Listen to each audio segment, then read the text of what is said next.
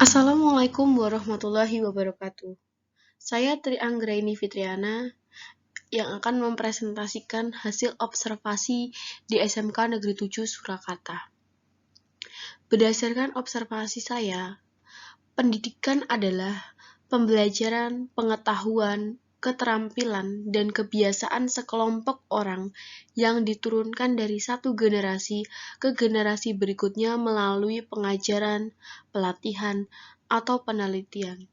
Dan dalam suatu pendidikan perlu adanya suatu tahapan-tahapan pembelajaran yang akan diajarkan dan penyampaiannya juga harus terkonsep, terperinci, dan mudah dipahami oleh semua warga siswa SMK Negeri 7 Surakarta.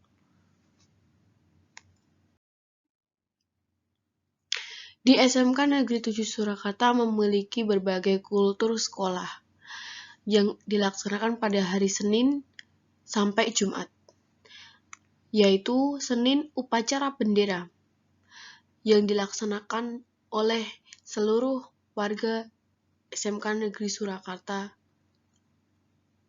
Negeri 7 Surakarta dari siswa maupun guru, dan pada hari Selasa mendengarkan tadarus yang berkumandang di seluruh kelas melalui sound system selama 25 menit sebelum KBM dimulai.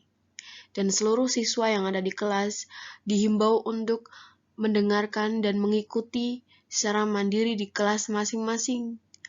Pada hari Rabu, pengajian rutin yang wajib diikuti oleh guru dan siswa yang beragama Muslim selama 25 menit sebelum KBM dimulai. Dan untuk yang beragama non-Islam dihimbau oleh guru mereka masing-masing untuk mengikuti kegiatan mereka masing-masing sesuai agama mereka. Untuk hari Kamis, kegiatan literasi dasar dengan membaca buku dalam setiap hari Kamis sebelum KBM dimulai dan dilaksanakan oleh seluruh warga siswa SMK Negeri 7 Surakarta.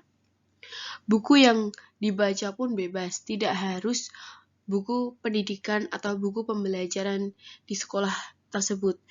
Bisa menggunakan buku novel, buku sejarah, buku komik, dan lain-lain. Pada hari Jumat religi yang dihandle langsung oleh guru agama masing-masing siswa.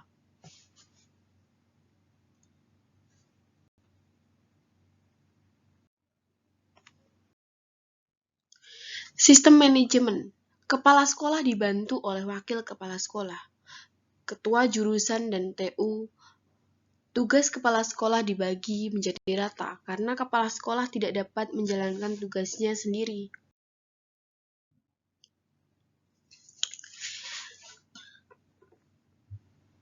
Ekstrakurikuler dan kokurikuler.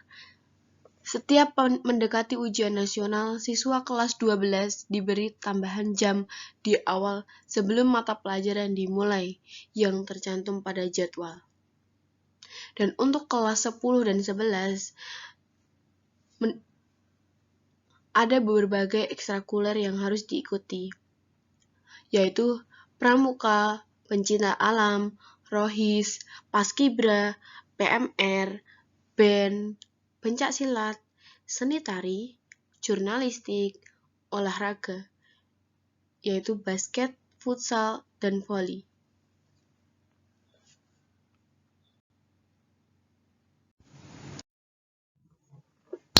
Tugas guru menjadi seorang pendidik, yaitu guru harus bisa menanamkan serta membentuk sikap dan karakter peserta didik.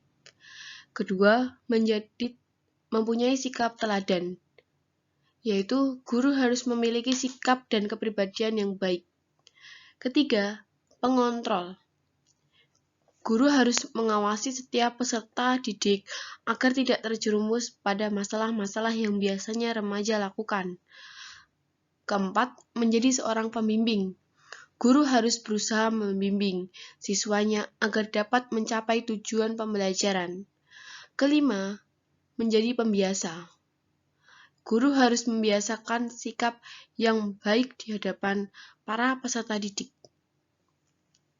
dan harus memberikan contoh yang baik kepada peserta didik. Yang terakhir, menjadi fasilitator, motivator, dan inovator. Guru harus memberikan kemudahan, memberikan dorongan, dan memberikan ilmu pengetahuan kepada siswanya yang mampu memotivasi para siswanya. Perencanaan pembelajaran. Materi pendidikan agama Islam yang diberikan yaitu materi toharoh dan sholat, praktek cara berwudu dan tayamum, dan praktek melaksanakan sholat wajib dan sunnah. Membaca Al-Quran dengan memberikan pembenaran tajwid dan hafalan surat pendek dengan minimal 3 surat. Model pembelajaran di SMK Negeri 7 Surakarta menggunakan media PPT dan media berbagai teknologi.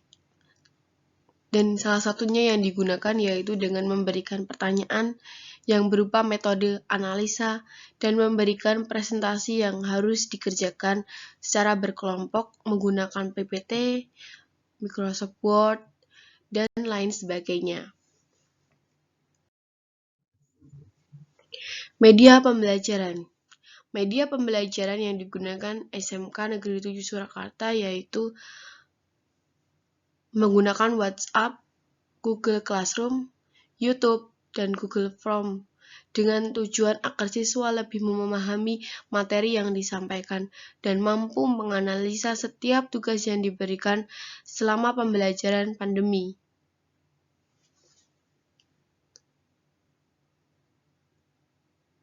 Penilaian pembelajaran. Guru pendidikan Islam di SMK Negeri 7 Surakarta tidak memberikan nilai hanya dari segi penugasan dan daftar hadir, melainkan juga melalui pertanyaan dan sikap maupun perilaku siswa selama pembelajaran daring.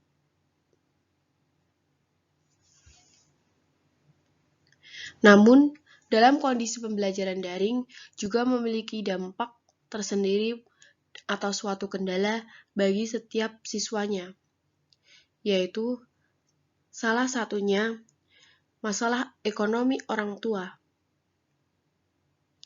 Pengaruh ekonomi mikro menengah ke bawah yang berimbas pada pembelajaran siswa selama masa pandemi di SMK Negeri 7 Surakarta. Kondisi ekonomi merupakan kedudukan atau posisi seseorang dalam kelompok manusia yang ditentukan oleh jenis aktivitas ekonomi, pendapatan, dan kemampuan memenuhi kebutuhan.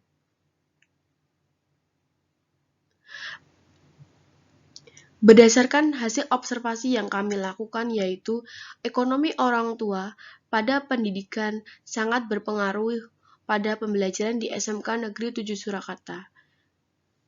Masalah ini menitik beratkan kepada ekonomi mikro menengah ke bawah karena penghasilan orang tua sangat berpengaruh pada sarana prasarana yang diberikan.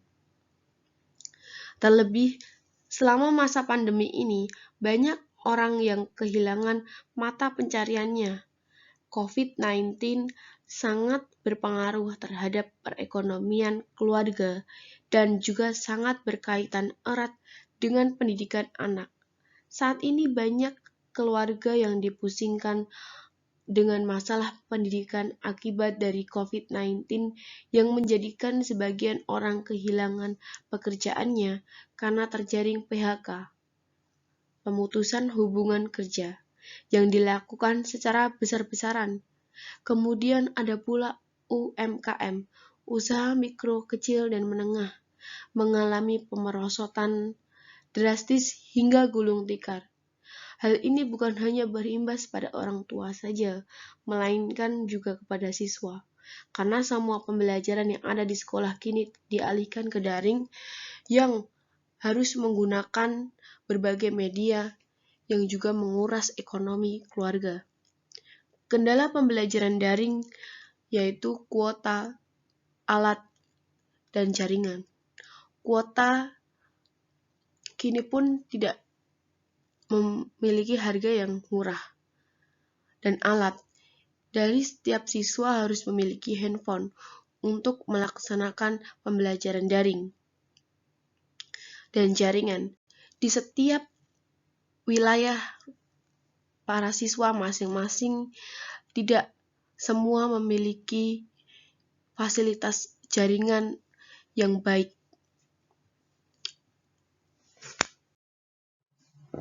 Keunikan-keunikan sekolah. Adanya sebuah inovasi yang diciptakan oleh 2 siswa di SMK Negeri 7 Surakarta untuk meningkatkan daya minat baca di sekolah tersebut dengan membuat karya bernama Cakhali Bijak Hammock Library yang setara dengan perpustakaan dengan bergaya bijak untuk menarik perhatian siswa. Keunikan-keunikan yang ada di kelas di saat guru memberikan tugas dan para peserta didik ada yang tidak mengerjakan, guru tersebut bukannya langsung memberikan nilai jelek kepada siswa tersebut, tetapi guru tersebut justru menelpon atau mengirim pesan secara pribadi untuk bertanya mengenai alasan mengapa siswa tersebut tidak mengerjakan tugas yang diberikan. Jika alasan yang diberikan cukup masuk akal, maka guru tersebut akan memberikan keringanan kepada peserta didik. Namun, berdasarkan kendala-kendala yang dialami oleh setiap siswa, ada pula siswa yang tidak mampu mengirim tugas yang diberikan oleh guru atau maupun mengikuti kelas yang sudah diberikan oleh guru sesuai jamnya dikarenakan kendala handphone. Ada pula siswa yang tidak memiliki handphone, dan ada pula juga siswa yang tidak memiliki kuota yang cukup atau jaringan yang baik untuk mengikuti kelas tersebut. Dari pihak sekolah memberikan bantuan berupa kuota, namun itu pun masih belum cukup untuk memenuhi kekurangan mereka dalam pembelajaran daring setiap harinya.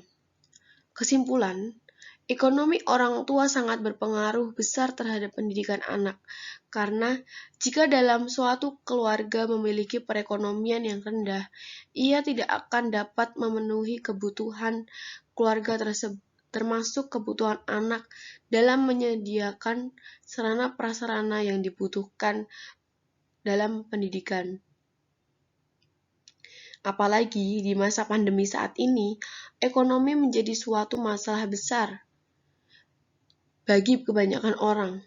Mengenai sarana prasarana pembelajaran daring, ekonomi orang tua menjadi salah satu faktor utama karena selama pembelajaran daring membutuhkan handphone, pulsa internet, jaringan, dan lain sebagainya.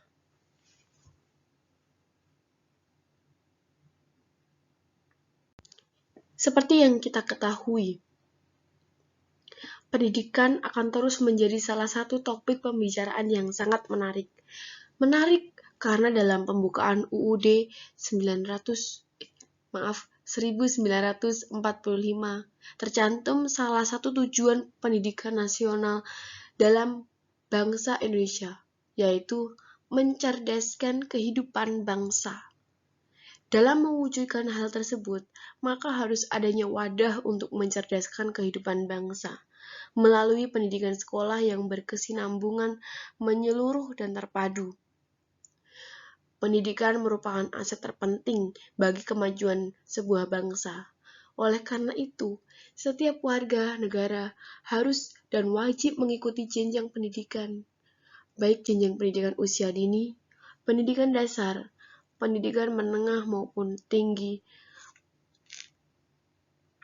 Pendidikan sendiri bertujuan untuk memberikan ilmu atau pengetahuan kepada seseorang atau suatu kelompok, agar seseorang atau suatu kelompok tersebut memiliki ilmu yang akan bermanfaat untuk dirinya dan juga orang lain.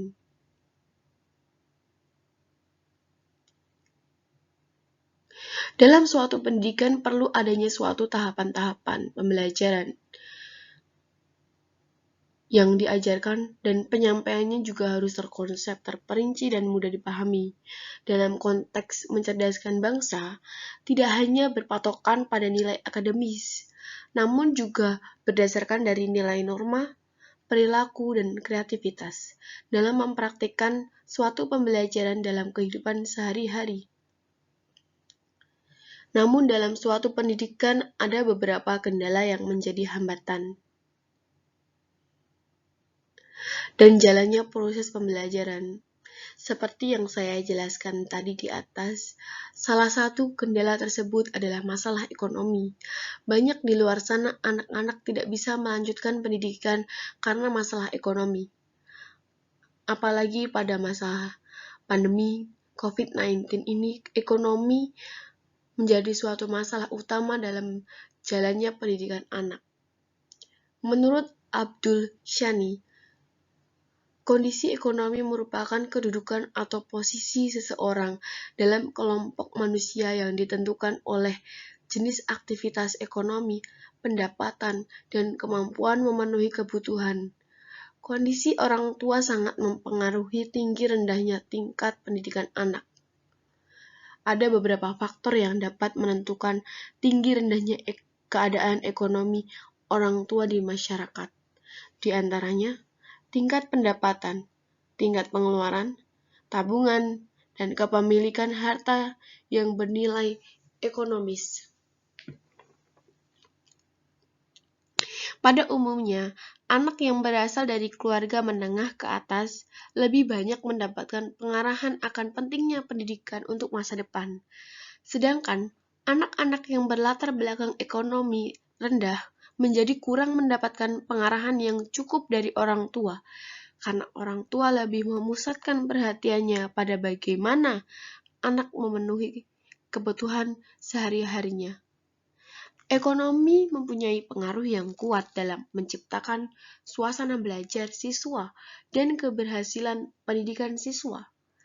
Pendidikan diharapkan dapat menunjang proses kehidupan ekonomi, bahkan dapat mempengaruhi arah dari proses pengembangan ekonomi karena pelaku-pelaku kehidupan ekonomi adalah manusia itu sendiri.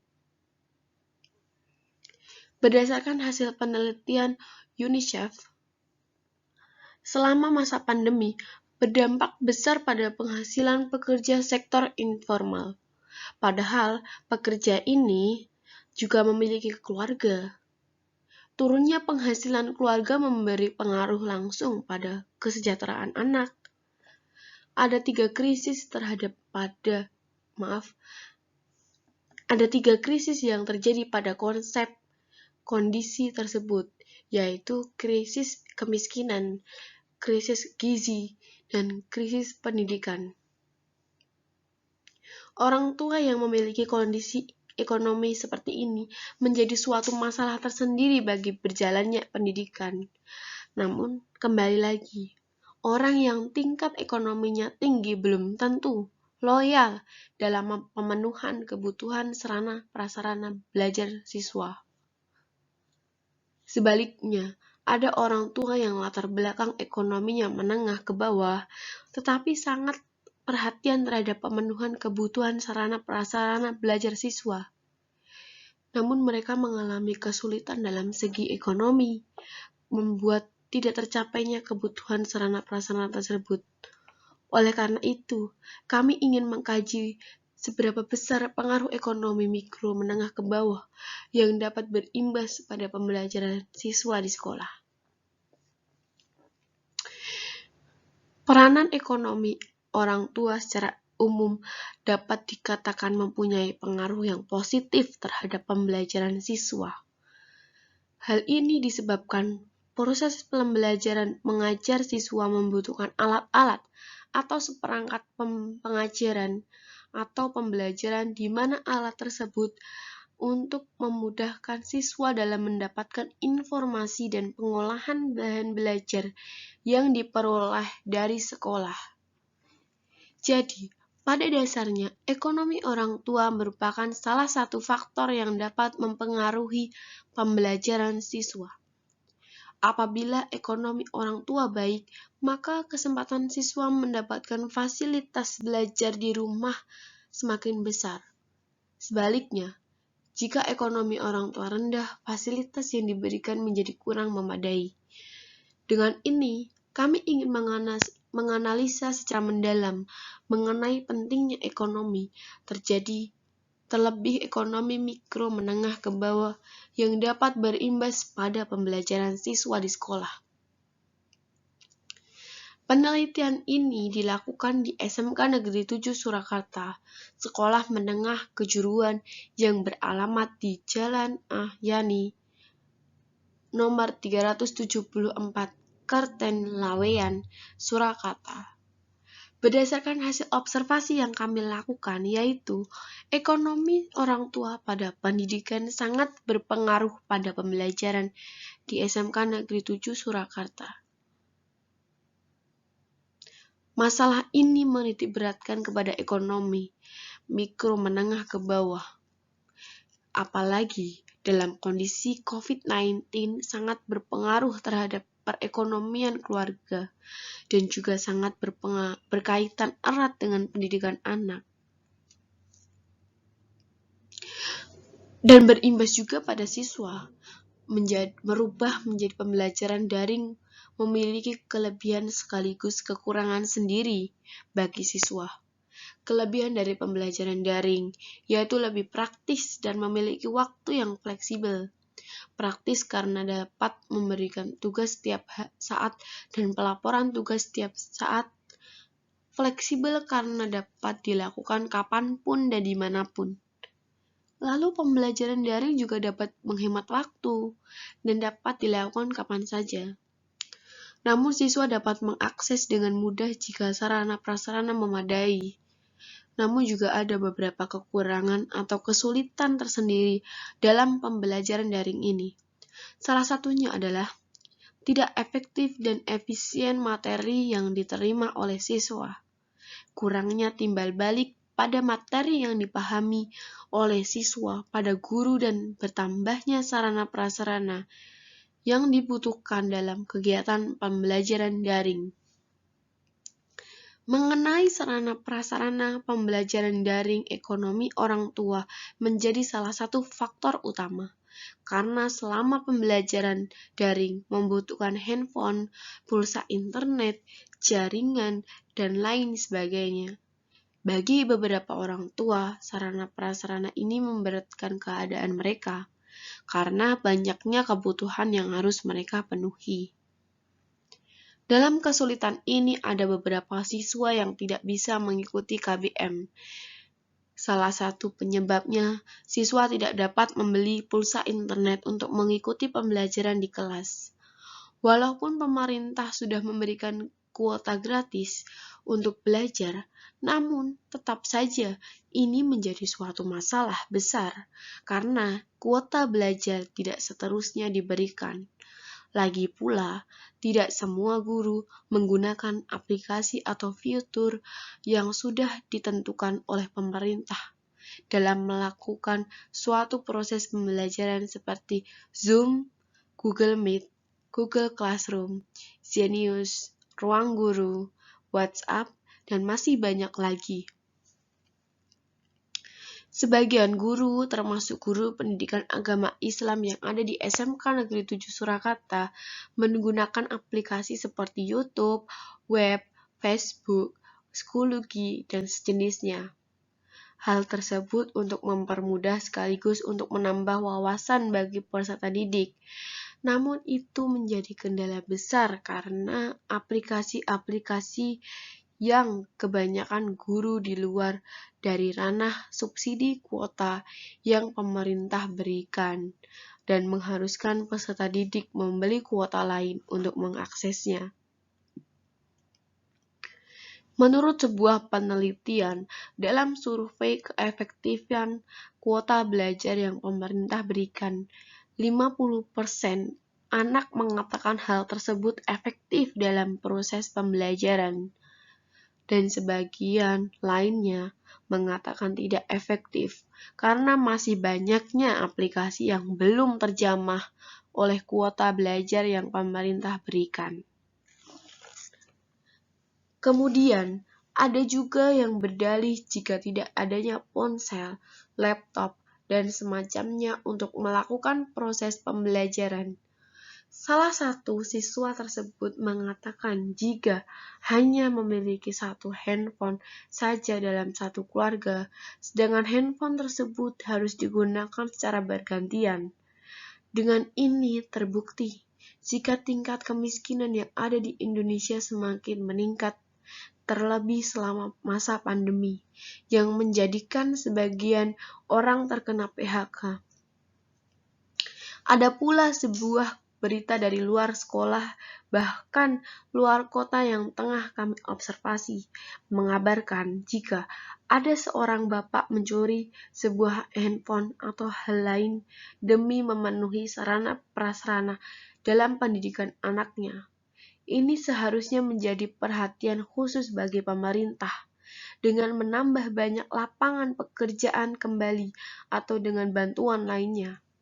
Selain itu, jaringan juga sangat berpengaruh besar dalam proses terjadinya pembelajaran bagi siswa selama daring.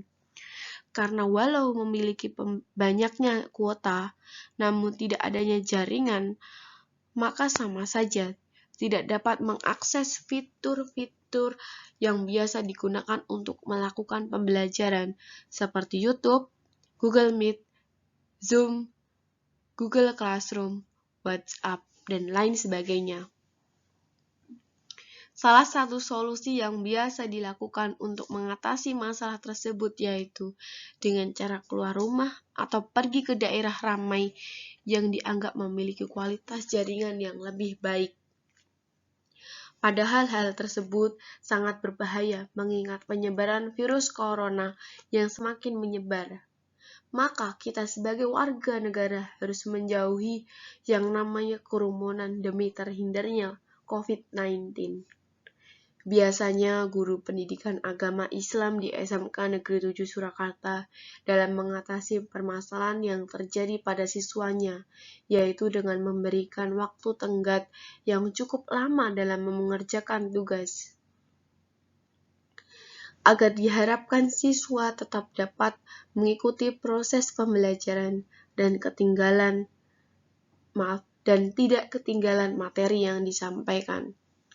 Harapan kami, pemerintah dapat mengatasi permasalahan yang ada dalam proses belajar mengajar selama daring ini, memberikan sarana prasarana yang memadai bagi keluarga-keluarga yang tidak mampu untuk memudahkan kesenjangan dalam bidang pendidikan. Karena pendidikan adalah faktor utama untuk memajukan bangsa kita. Selain itu, pendidikan pula yang dapat menjadi jalan keluar dari masalah kemiskinan yang ada di Indonesia. Sekian dari presentasi yang saya berikan. Kesalahan yang saya ucapkan, saya memohon maaf atas presentasi yang saya lakukan. Sekian dan terima kasih. Wassalamualaikum warahmatullahi wabarakatuh.